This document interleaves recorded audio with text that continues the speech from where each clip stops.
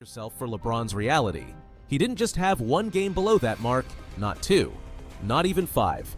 He racked up 9 playoff games worse than Jordan's worst performance. In fact, during one Boston series, LeBron did something that seemed... All right, welcome back to the channel, everyone. Hope you all are having a good day so far. So a couple days ago, I got a massive super chat, or a super thanks. I forget what they're called on YouTube. It's like a $20 super thanks to react to this video. And it's called The Moment When LeBron Got Embarrassed in the GOAT Debate. So without hesitation, let's check this out. This is from a channel called Baseline Hoops. I am not subscribed to this channel. Let's see how we like this video. I might be a subscriber by the end of this. You know how it goes, you guys, at this point. So as I always do, I'm going to link the original video down below. So if you guys like this channel or like this video, you want to subscribe to the channel, the link is down there for you to do so. It is currently only at 635 subscribers. So yeah, a little bit can go a big way as far as like doubling or tripling their subscriber count. But first, let's see if the video is any good. First of all, thank you very much for that super thanks. I really appreciate it. I'm always shocked whenever I get one because, you know, it's not something I ever like push or plug or anything, but just once in a while a donation with a comment shows up, you know, and I see it on my phone and I'm like, wow, like that's just really cool. It's really kind, so thank you very much. Everybody, without further ado, hope you all are doing good. Let's see what the big deal about this video is, huh? I've never seen a better basketball player than Michael Jordan. Ditto. And I always use this analogy because I don't even put LeBron above Kobe. LeBron is Agreed. getting ready to pass Michael in the most 30-point games. To not have passed Michael in 30-point games, and he's played, I think he's on year 20, right? And he's still behind Michael, and he's played 7 years longer. Yeah. That one is always awesome, and I love that Charles caught that because right now we got LeBron has been in the NBA for what, six more years, and he's just catching up to some Michael Jordan records. You know what I mean? 6 more seasons. That is a lot of games. LeBron's a nice guy. Nobody ever said that about Michael and Kobe. Yeah. No, and they're like, yo, man, these dudes out here trying to kill people. Here's something that'll blow your mind. Michael Jordan's entire career before winning championships, 6 full years, he only had 4 games shooting under 35%. LeBron? He matched that number in just 1 playoff series against Boston. That one right there made you the greatest player of all time. I'm going to take myself against anybody that's ever played this game. No, he got to call me like 2-3 or Bron. Or Go. Or, you know, GOAT if he wants to. The GOAT, respectfully, LeBron James. And that's how you know it was never an accident because he's about to do it again. G-O-A-T. What are you talking about? Hold up. Respectfully, LeBron James. G-O-A-T. What are you talking about? Look, I know you're tired. See, that's so anybody who comes back at me and is like, oh, he just said it in jest once. No, he said it multiple times. It's with intention, you guys. Like he thinks if he says it enough, then we're all going to repeat it because we're all mindless drones. So prove this guy wrong. Prove that you're not a mindless drone. Don't repeat that he's the GOAT just because he calls himself the GOAT. Maybe I call myself Bruce Lee. If I say it enough, are you guys going to refer to me as Bruce Lee? Let's see. Comment down below, everybody. What do you got to say to me? My name is Bruce Lee, and I'm reacting to basketball content. Let's go. Tired of the endless GOAT debate. The rings, the MVPs, the scoring titles. We've heard it all before. Yes, sir. But what if I told you the real story isn't in those headlines? Today, we're exposing 3 hidden truths about LeBron's career that his biggest fans don't want you to see. And trust me, after watching this, you'll understand why Jordan versus LeBron was never actually a debate. It's really that not. Boston series I mentioned, it's just the beginning. What comes next will change everything you thought you knew about basketball's greatest player. Jason Terry The and JJ. forgotten truth. Let's talk about something everyone gets wrong about Jordan and LeBron, their early years. You see, basketball fans love to say Jordan couldn't win at first either. But hold up. There's a massive difference between not winning and not showing up. Yep. Check this out. Before his first ring, Jordan never shot below 40% in a playoff series. Never. Meanwhile, LeBron, in the 2008 playoffs against Boston, he shot 32% through the first 6 games. Once again, it's the difference between losing and choking. Nobody wants to admit it, but Jordan didn't choke. Jordan balled out 110% in the playoffs. Even when he was getting swept, it didn't matter. He put it all out there on the court. And that's why we can never shame. I never shame him for it. It's part of the journey. You know, he had to do that to get stronger. LeBron, though, yeah, he choked many, many times, you guys. There's a big difference. We're talking about the self-proclaimed chosen one, missing 2 out of every 3 shots. Chosen. But it gets better. When Jordan lost in the playoffs early in his career, he was putting up video game numbers against all-time great teams. Yeah, he was. In 1986, he dropped 63 points on one of the greatest Celtics teams ever built. In '89, he averaged 45 points against the Pistons' bad boys. You know, the team that invented the 45 Jordan points. rules just to slow him down. Now, That's an average, too. That's not one game. here's where it gets I think versus Boston in '86, he averaged like almost, it was like 40-something points as well, wasn't it? Because he had a 63, and then I think he had a 50-something, and maybe even like a high 40s, like a 49. I don't know. I'm seeing numbers in my head. Everything is 3, 6, and 9. If you know, you know. interesting. Let's look at what actually happens when the pressure's highest, elimination Orlando games. Warriors. Before winning his first championship, Jordan averaged 39 points in games where his team faced elimination. LeBron in the same situation, 27 points. And in 2010, with Cleveland's season on the line, he put up a whopping 15 points against Boston. Think about that. The same LeBron who had Dwayne Wade and Chris Bosh waiting for him in Miami. Oh, that's how I know it's AI, by the way. The YN Wade. He basically gave up when his team needed him most. But here's the revelation that'll really mess with your head. In Jordan's entire pre-championship career, he never, and I mean never, had consecutive playoff games shooting under 40%. Yep. LeBron, he did it 4 times in one series. The same series, against Dallas, in the NBA Finals, as the favorite. We all knew they were going to talk about it. So what I think this is it's scripted by a human, and then they have the voice performance done by AI. I'm pretty sure that's what this is, because there's no way that AI wrote the script to this one. This is definitely a human. This isn't just about stats. This is about showing up when it matters. Yes, sir. The numbers don't lie time for the cold, hard truth. Numbers that completely shatter the GOAT debate. We're diving into something called game score, basketball's ultimate measuring stick that tells us exactly how much impact a player had in each game. And these aren't just random stats, they're the wake-up call LeBron fans need. Picture this. Ooh, nice Jordan's feed. entire pre-championship career had just one truly bad playoff game. One, his lowest game score, 12.9 against the notorious bad boy Pistons, 89? a team so desperate to stop him they invented the Jordan rules. That was his floor, his absolute worst. Every other playoff game, pure dominance. Now I brace think he's talking about the Pippen migraine game, right? Where they got eliminated. Was that game 7? Or is he talking about the sweep? I don't know which one he's talking about there. yourself for LeBron's reality. He didn't just have one game below that mark, not 2, not even 5. He racked up 9 playoff games worse than Jordan's worst performance. In fact, during one Boston series, LeBron did something that seemed impossible. He scored negative points in the game score system, something Jordan never did in 1,251 career games. Damn. That's right, in his entire career. Wow, so you can really say Jordan never once hurt his team. And LeBron, we're seeing him do this like basically every other night. The story gets even more damaging when we zoom out. Before winning their first rings, Jordan dominated with game scores above 20 in 80% of his playoff appearances. Think about that, 8 out of every 10 playoff games, he was playing at an elite level. LeBron, he barely managed to hit that mark in 58% of his games. And in the infamous 2011 Finals, with 2 All-Stars by his side, he couldn't even reach that benchmark once in the final 4 games. That dunk. The Can I watch it again? Can I watch it again? By his side, he couldn't even reach that benchmark once in the final 4 games. The supposed king was playing more like a court jester. But here's the knockout punch, elimination Mr. games. Terry. When everything was on the line, Jordan averaged a superstar-level game score of 28.3.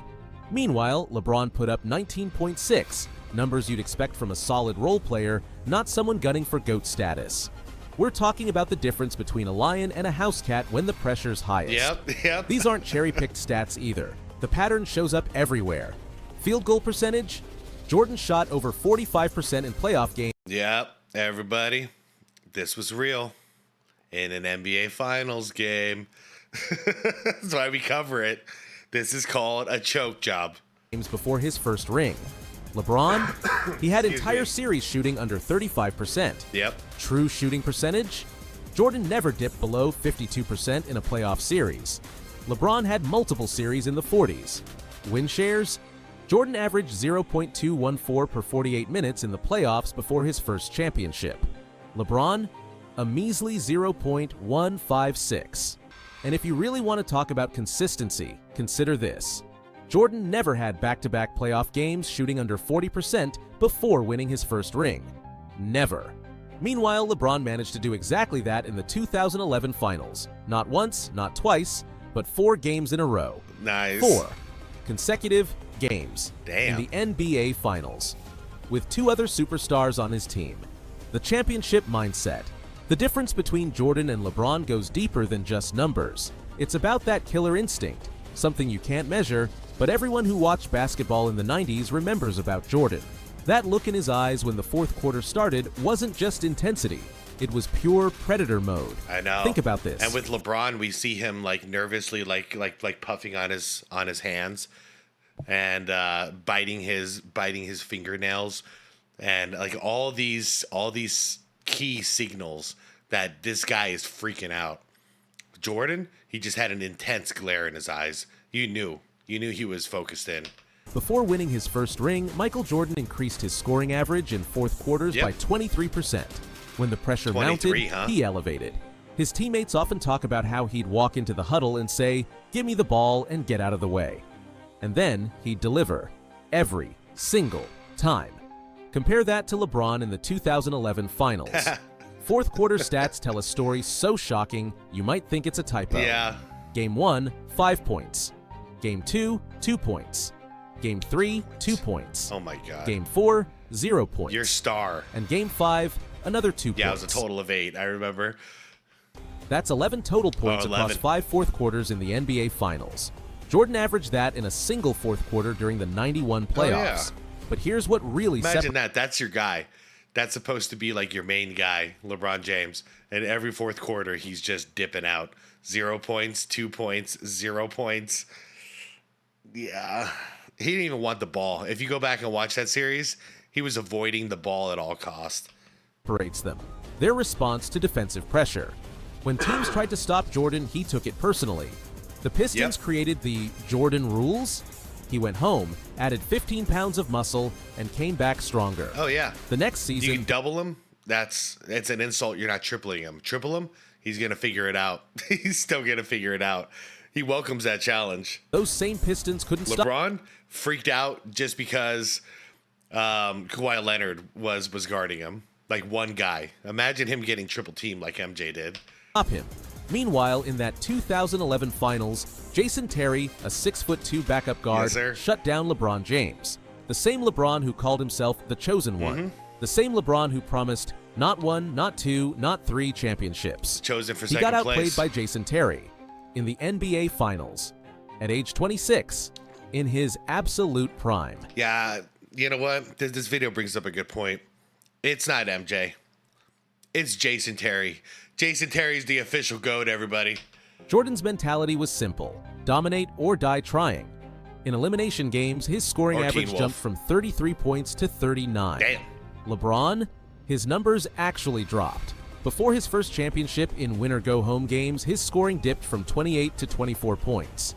That's the difference between someone who wants the pressure and someone who feels the pressure. Remember those famous Jordan quotes? "I've failed over and over again, and that's why I succeed." Yep. Meanwhile, he also said, "Fear is an illusion." And I used to have a t-shirt of that. It was a black t-shirt with white lettering or silver lettering on there. I loved it. Fear is an illusion.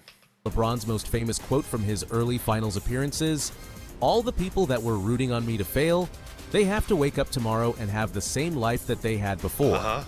One guy embraced the challenge, the other made excuses. Yep. The proof is in those pivotal moments. Jordan's worst playoff game still showed 23 points of effort. Even when his shot wasn't falling, he found ways to impact the game. But LeBron's disappearing acts? Those weren't just bad games, they were complete mental shutdowns. Yeah, they were. The breaking point. I highly recommend if you guys are tired of hearing about 2011 and you don't know why we keep harping on it, go watch the games.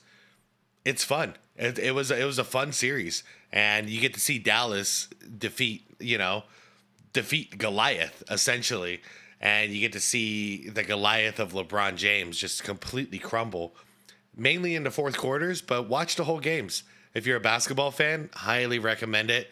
You'll get to see something that you really never ever get to see a star do, which is completely fold and avoid the ball, avoid the action.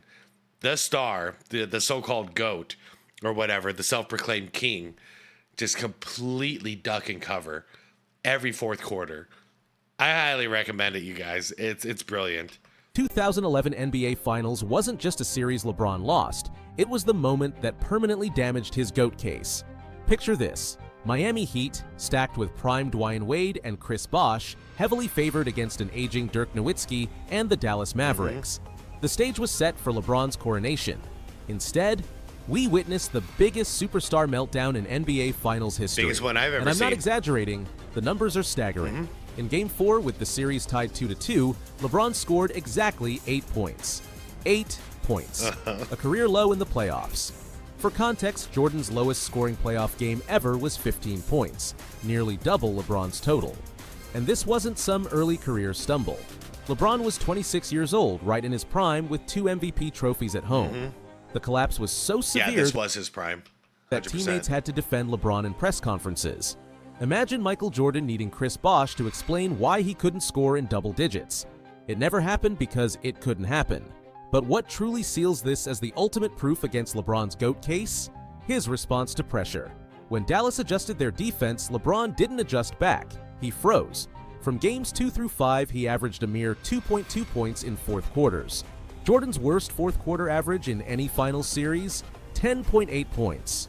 The breaking point wasn't just about scoring, it was about presence, about leadership.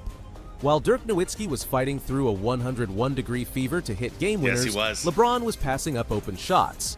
While Jason Terry was calling out LeBron in the media and then backing it up with his play, LeBron was shrinking from the moment. I know, JT is the man, dude. He really is. Remember this fact. The guy got the trophy, the Larry O'Brien trophy, tattooed on his arm that season too. I believe it was in the preseason or the offseason, just to make a prediction that we're gonna win a championship this year. And then they end up going against the big three Miami Heat, and they pull it off. And JT is, Jason Terry's kind of an unsung hero of the series. And same with JJ Barrera. What a series, dude. I'm so happy. I'm so happy the Mavericks actually won a championship, and they won it like that. Like that championship. And you all have your own little mountain. Sean Marion, Jason Kidd, Dirk Nowitzki, all you guys, JT, JJ Barrera, all you guys. Entire playoff careers before winning a championship, Jordan never, not once, shot below 40% in consecutive playoff games. LeBron did it 4 straight times in these finals. 4 straight games. In the biggest moment of his career. And here's what makes this series the ultimate nail in the GOAT debate coffin. Jordan's worst finals performance would have been LeBron's best performance in this series. Think about that. Michael Jordan at his absolute worst was still better than LeBron at his supposed peak. This wasn't just a loss. This was proof that when everything was on the line, when all the chips were down, LeBron James wasn't just not Jordan, he wasn't even close. The final... LeBron wasn't even Jordan. Well, he wasn't even LeBron anymore. That's the thing. Some people rise to the pressure and they excel in the fire, in the storm, and others crumble. It's just human nature. That's why the psychology of the game is so important, because you either got it or you don't. And sometimes you have it and then you lose it, and you can get it back or you lose it forever. It's all psychological. And LeBron, nope, higher pressure. He's less than his normal self, and his normal self is not nearly as good as Jordan. So what are we even talking about here? Verdict. What we've uncovered today isn't just evidence against LeBron's GOAT case, it's a complete embarrassment to everyone who ever tried to put him on Jordan's Right. level. Remember how this all started? LeBron calling himself the chosen one, promising not 1, not 2, not 3 championships. Absolutely. The self-proclaimed not 7. kid from Akron who'd be better than Jordan. But what did we find instead? A superstar who got outplayed by Jason Terry in the NBA Finals. A king who scored 8 points in a crucial finals game. An MVP who couldn't crack double digits in fourth quarters when it mattered most. After stacking the deck and creating that team, then he does this. That's what it is. This isn't just falling short, it's flat out embarrassing. The numbers are brutal. 9 playoff games worse than Jordan's worst game ever. 4 straight finals games shooting under 40%. Negative game scores in crucial moments. Each stat more embarrassing than the last. Some LeBron defenders say, but he made more finals. Really? Jordan faced 38 50-win teams in the playoffs. LeBron, just 21st. Jordan's path was through the war zone of the Eastern Conference. LeBron's path? Well, let's just say there's a reason he dominated a weaker era. Here's the ultimate embarrassment. In year 20, LeBron's about to pass Jordan in total 30-point games, after playing 7 more seasons. That's like bragging about winning a marathon when you had a 7-mile head start and barely finished first. The GOAT debate ends here, not because LeBron isn't great, he clearly is, but because putting him next to Jordan isn't just wrong, it's embarrassing. It is. If you're as shocked by these revelations as most basketball fans will be, smash that like button. Drop a comment telling me the most embarrassing LeBron stat you learned today. I bet it's one even his biggest fans can't defend. And if you love seeing popular narratives get completely destroyed by cold hard facts, hit subscribe and the notification bell. All right, done. We're just getting started exposing the truth about NBA legends. Until next time, remember, real GOATs don't need excuses. They just deliver. No kidding. Well, I'm not a huge fan of the AI voices, but I think it's something I'm going to have to get accustomed to and just accept, because a lot of people don't want to use their own voices anymore. However, outside of that, that was a great video. So once again, thank you for the tip, and I'm glad I watched it. That was really cool. They threw a lot of numbers in there really, really fast. But yeah, bottom line is, I think LeBron putting him up there with MJ by calling himself the GOAT was the worst thing he could have ever done. Because if he didn't do that, we'd appreciate him the way we appreciate all the other greats. Because let's face it, LeBron is one of the greater basketball players that's ever come through the NBA. Whether I like saying it or not, because I don't like LeBron, I have to throw him in there. There are people in my top 20 that I'm not a real, I don't personally really like. However, they produced, and I can't take that away from them. So, you know, LeBron with 4 rings and all that stuff. Yeah, the 6 losses is always going to look bad, but you know, most people wouldn't have a problem sticking him in the top 10, or for me, like maybe 10, 11, you know, but anyways, you know, he'd be in a lot of people's top 10. And, you know, when he retired, like, we'd celebrate him, because that's a big deal when somebody comes around and they're good enough to be in that top 10, top 20 slot. That's a really, really massive, big deal. But instead, he went right for the top of the mountain, and he was trying to cut Jordan's head off. And ever since he did that, all we're trying to do is prove that you don't belong in this conversation, man. You know, like, it's embarrassing that you put yourself in this conversation. You should have been happy with what you had. You had a good legacy. You know, you were going to be remembered fondly. Now that you went head to head with Jordan in this, because you put yourself in there, you injected yourself in there. Yeah, all we're going to ever remember you as is not as good as Jordan. And that's not cool, dude. But you did it to yourself, so I don't feel bad about it, you know? Like, I had no hate towards LeBron back in the day until he made those comments. The only thing for me was, like, after that series with Dallas, it was already decided for me. I was like, well, there's potential that he could be the greatest, but he's obviously not that. I'm still gonna, like, enjoy the rest of his career, though. And now I just want his ass gone, you know, because it's become so desperate what he's trying to pull. in order to be the greatest, that it's gotten to this pathetic point and it's embarrassing, and I want it to stop. Because it's bad for the game. It's bad for his legacy. It's just embarrassing is what it is. It's like seeing like a grown man like just crap his pants, and you just, what are you gonna do? You're just like, well, that happened. Anyways, everybody, boards don't hit back. Be water, my friend. I'm Bruce Lee, and I have a YouTube channel. And I react to basketball content. Thank you so much for the super thanks. I appreciate it. Guys, I never plug it, but I'm not gonna lie, that is the most effective way for me to see a comment, is to do it that way, because it literally pops up on my phone as like a notification, like an individual notification. So there's no way in hell I don't see it. However, like throwing it into comments, especially the first day that I release a video, is also a really good way, because I tend to read every single comment for the first day of a video. But yeah, thanks for doing that. That was a very good way to get my attention, and I hope the reaction was good. Everybody, long outro. I agree with everything this video said. I do. I have nothing else to really throw in there. It's embarrassing. It shouldn't be a conversation. And LeBron ruined his legacy by making this a conversation. Shouldn't have been that way. But it is what it is. You know? Same thing would happen if I said, like, you know, I don't know, if I said I was greater than Michael Jordan in basketball.